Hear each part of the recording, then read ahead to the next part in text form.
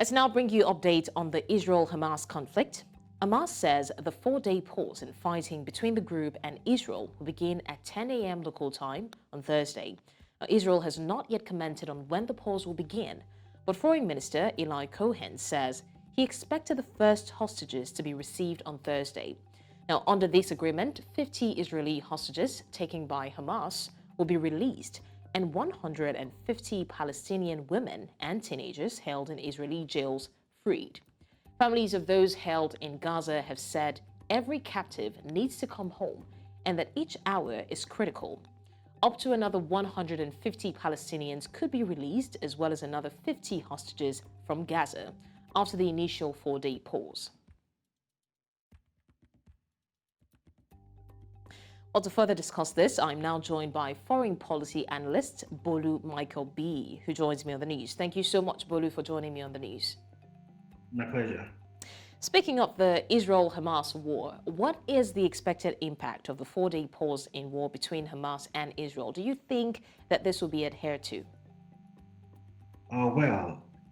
We just have it's important to recognize that the temporary ceasefire is a welcome development. These are the things that we want to see. These are the things that we want to hear about, and we just have to be positive and hopeful that the ceasefire will be adhered to. We've seen in the past where there will be a ceasefire agreement and the opposite is done. However, it's important for us to be optimistic that the ceasefire would be adhered to, and it gives room for a good environment for further negotiation that will lead to long-lasting resolution to the conflicts, and ensuring that the diplomatic efforts are being adhered to, and each parties can reassess their position on the war and actually sit down and negotiate and craft together a long-lasting solution. And the release of hostages is a step towards building trust and establishing a foundation for further discussions.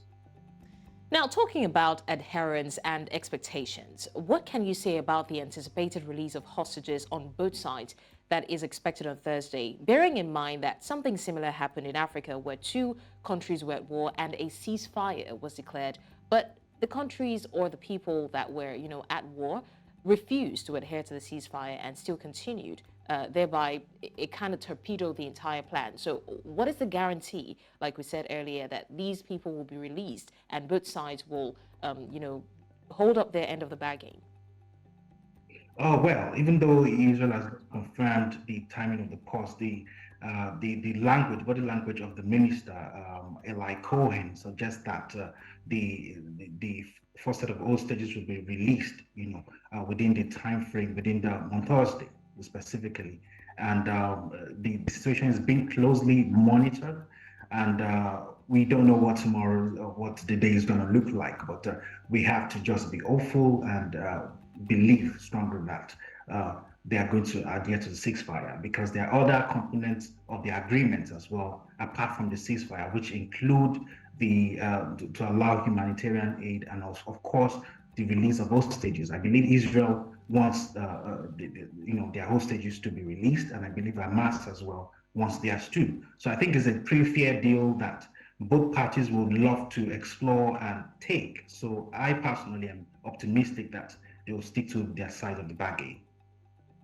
Now, Bolu, could you also let us in on what some of the key terms and conditions are when it comes to the agreement between Hamas and Israel regarding the release of the hostages? What are the rules that have been laid down?